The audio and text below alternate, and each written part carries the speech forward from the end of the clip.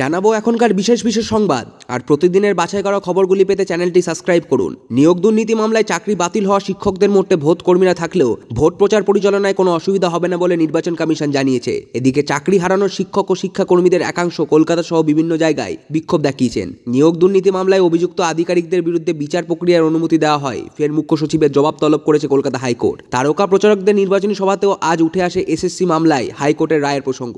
দ্বিতীয় দফা লোকসভা ভোটের প্রচার শেষ হচ্ছে আগামীকাল শনিবার পর্যন্ত। দক্ষিণবঙ্গে তাপপ্রবাহের পূর্বাভাস দিয়েছে আবহাওয়া দপ্তর। অভিষেককে তো খুন করতে গিয়েছিলি, শুভেন্দুর কথা টেনে তোপ মমতার, রেইকি নিয়ে মন্তব্য সেনাপতিরও। আসছি বিস্তারিত খবরে। নিয়োগ দুর্নীতি মামলায় চাকরি বাতিল হওয়া শিক্ষকদের মধ্যে ভোট কর্মী না থাকলেও ভোট পরিচালনায় কোনো অসুবিধা হবে না বলে নির্বাচন কমিশন মনে করছে। রাজ্যের অতিরিক্ত মুখ্য নির্বাচনী আধিকারিক অরিন্দম নিয়োগী আজ জানিয়েছেন, চাকরি যাওয়ার ফলে ওই শিক্ষকদের ভোট কর্মীর কাছ থেকে বাদ দেওয়া হলেও ভোট তাদের প্রভাব পড়বে না। হাতে রাখা অতিরিক্ত কর্মীরা সেই ঘাটতি মিটিয়ে দেবেন। কারণ ভোটে সবসময় 20-25% অতিরিক্ত ভোটকর্মী রাখা হয়। কোনো ভোটকর্মীর চাকরি চলে গেলে ওই দায়িত্বে অন্য কাউকে নিয়োগ করা হবে। তবে কমিশন এখনই এ বিষয়ে চূড়ান্ত কোনো সিদ্ধান্ত নেয়নি। এদিকে রাজ্য লোকসভা নির্বাচনের তৃতীয় দফায় মোট 57 জন প্রার্থী প্রতিদ্বন্দ্বিতার আসনে রয়েছেন। তবে ওই পর্বে আগামী 7 মে মালদা উত্তর, মালদা দক্ষিণ, মুর্শিদাবাদ ও জঙ্গিপুরের আসনে ভোট নেওয়া হবে। অরিন্দম বাবু জানিয়েছেন, ওই দফায় 4 কেন্দ্রের মধ্যে মালদা দক্ষিণে সর্বাধিক 17 জন প্রার্থী রয়েছে। এছাড়া মালদা উত্তর 15 জন, জঙ্গিপুরে 14 জন, মুর্শিদাবাদে 11 জন প্রার্থী প্রতিদ্বন্দ্বিতা করবেন। চতুর্থ দফার নির্বাচনের জন্য মনোনয়ন দাখিলের পর্ব চলছে।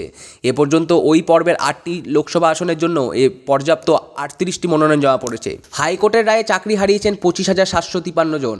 কলকাতার শহীদ মিনারের চত্বরে আজ সকালে ধর্নায় বসেন সেই চাকরি হারাদের একাংশ। তাদের প্রশ্ন, অযোগ্য কয়েকজনের জন্য যোগ্যদের কেন শাস্তি পেতে হবে? সিবিআই এতদিন ধরে তল্লাশি চালিয়ে কেন যোগ্য আর অযোগ্য চাকরি প্রাপকদের মধ্যে ফারাক করতে পারল না, সেই প্রশ্নও তুলেছেন তারা। বিভিন্ন জেলাতেও বিক্ষোভ দেখিয়েছেন চাকরি খোয়ানো নারী পুরুষ। হঠাৎ চাকরি হারালে পরিবার পরিজন নিয়ে কীভাবে বাঁচবেন? অযোগ্যদের জন্য তাদের সামাজিক সম্মানহানি কেন হবে, সেই প্রশ্ন তুলেছেন তারা। এদিকে এসএসসি দুর্নীতির জেরে প্রায় 26,000 শিক্ষক ও শিক্ষাকর্মীর চাকরি বাতিলের জেরে মুর্শিদাবাদের স্কুলগুলি চরম সংকটের মুখে পড়তে চলেছে। গ্রীষ্মের ছুটির পর স্কুল খুললেই তার প্রভাব পড়বে পঠন পাঠনে। আদালতের নির্দেশে জেলায় কর্মরত 4,000-এর বেশি শিক্ষক ও শিক্ষাকর্মী চাকরি হারাতে চলেছেন।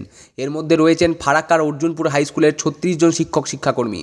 2018-19 এ হাই স্কুলে এদের নিয়োগ করা হয়। শুধু তা নয়, এই রায়ের প্রেক্ষিতে যে সমস্ত শিক্ষকের লোকসভা নির্বাচনের বুথে ডিউটি রয়েছে তারা কি করবেন তাও বুঝে উঠতে পারছেন না কেউই।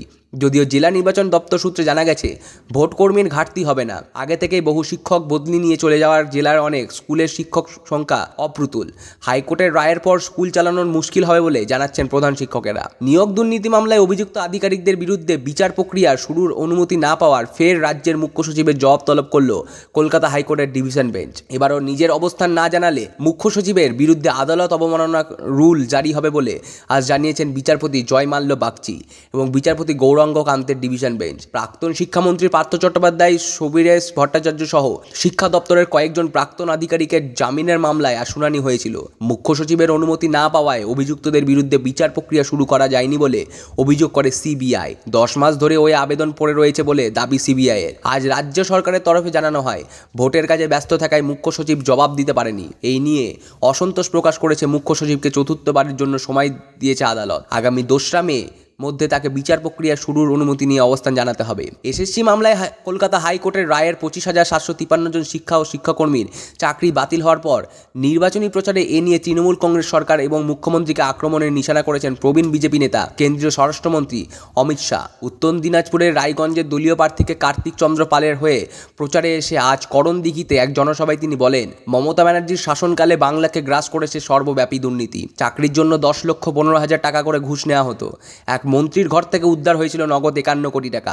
এই দুর্নীতি একমাত্র নরেন্দ্র মোদী সরকারই বন্ধ করতে পারে। রাজ্যে বিজেপি 30টির বেশি আসন পেলে মোদী সরকার উত্তরবঙ্গের মানুষের জন্য রায়গঞ্জের এইমস হাসপাতাল গড়ে তুলবে বলে প্রতিশ্রুতি দেন অমিত শাহ। এদিনও শরণার্থীদের নাগরিকত্ব দেওয়ার ক্ষেত্রে মমতা ব্যানার্জি সরকার বাধা সৃষ্টি করেছে বলে তিনি অভিযোগ করেন। করণদিঘির সভা থেকে স্বরাষ্ট্রমন্ত্রী যান মালদায়। মালদা দক্ষিণ কেন্দ্রের বিজেপি প্রার্থী শ্রী রূপা মিত্র চৌধুরীর সমর্থনে আজ প্রখর রোদ মাথায় নিয়ে ইংরেজ বাজার শহরে রোড শো করেন অমিত শাহ। 40 ডিগ্রির বেশি তাপমাত্রা উপেক্ষা করে বহু মানুষ তার রোড শো দেখতে ভিড় করায় আবেগে আপ্লুত হতে পারেন তিনি। এখানেও তৃণমূল সরকারের বিরুদ্ধে দুর্নীতির অভিযোগ তিনি সবর হন। মালদা থেকে হেলিকপ্টারে বিহারের পূর্ণায় রওনা হয়ে যান অমিত শাহ। অন্যদিকে তৃণমূল কংগ্রেস প্রধান মুখ্যমন্ত্রী মমতা ব্যানার্জি আজ বীরভূমের দলীয় প্রার্থী শতাব্দী রায়ের সমর্থনে হাসানে জনসভা করেন। ওই সভাতেও হাইকোর্ট এসএসসি মামলার রায়ের জন্য বিজেপিকে দায়ী করেন তিনি।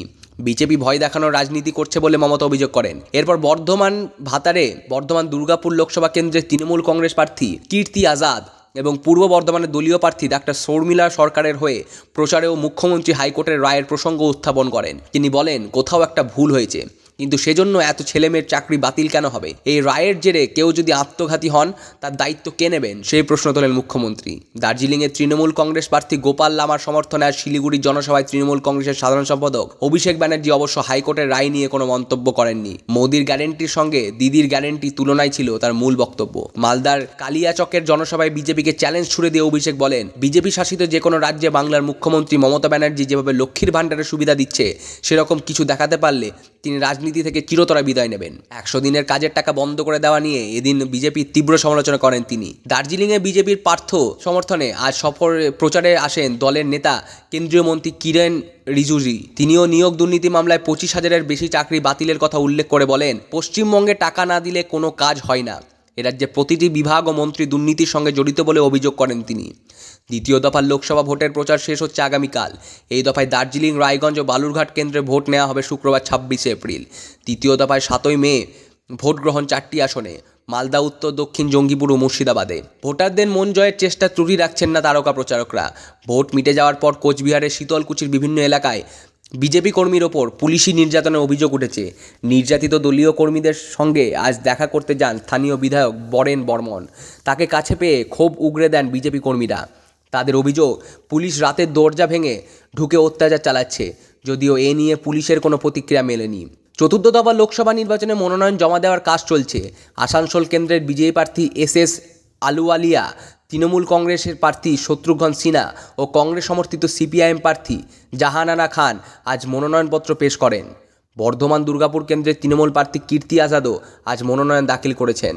দার্জিলিংয়ের বিজেপি প্রার্থী রাজু বিস্তাকে সমর্থন করার কথা ঘোষণা করার পরই বিনয় তামাংকে দল থেকে 6 বছরের জন্য বহিষ্কার করল কংগ্রেস। প্রদেশ কংগ্রেস কমিটির বিজ্ঞপ্তি অনুযায়ী অবিলম্বে এই সিদ্ধান্ত কার্যকর হয়েছে। মুর্শিদাবাদের রামনবমীকে কেন্দ্র করে অশান্তির ঘটনায় রাজ্য সরকারের কাছ থেকে রিপোর্ট চেয়েছেন কলকাতা হাইকোর্টের প্রধান বিচারপতি ডিভিশন বেঞ্চ। ওই ঘটনায় এনআইএ তদন্তের দাবি জানিয়ে হাইকোর্টকে মামলা হয়। এই ঘটনায় উদ্বেগ প্রকাশ করে আজ প্রধান বিচারপতি জানান, যেখানে মানুষ শান্তিতে নিজের উৎসব পালন করতে পারেন না, সেখানে এখন ভোটেরও প্রয়োজন নেই। অশান্তির ঘটনা নিয়ে রাজ্যকে রিপোর্ট দেওয়ার নির্দেশ দিয়েছে আদালত। 26 এপ্রিল মামলার পরবর্তী শুনানি হবে। পশ্চিম থেকে উত্তর পশ্চিম দিকে বইতে থাকা শুষ্ক বাতাস এবং তীব্র তাপপ্রবাহে দক্ষিণবঙ্গের স্বাভাবিক জনজীবন ব্যাহত। 27 এপ্রিল পর্যন্ত এই পরিস্থিতি চলবে বলে আবহাওয়া দপ্তর জানিয়েছেন। সন্দেশখালী কাণ্ডে মূল অভিযুক্ত শেখ শাহজাহানের ভাই শেখ সিরাজ উদ্দিনের নামে ইডি লুক আউট নোটিশ জারি করেছে। গত 5ই জানুয়ারি রেশন দুর্নীতিকাণ্ডের তদন্তে যাওয়া ইডি আধিকারিকদের ওপর হামলার পর সিরাজউদ্দিনের খোঁজ ছিল না। নোটিশ পাঠিয়ে সাড়া মেলেনি, মোবাইলেও পাওয়া যায়নি তাকে। তাই এবার লুক আউট নোটিশ জারি করল ইডি। দেশের সমস্ত বন্দর ও বিমানবন্দরেও তা পাঠিয়ে দেওয়া হয়েছে। খবর এই পর্যন্তই।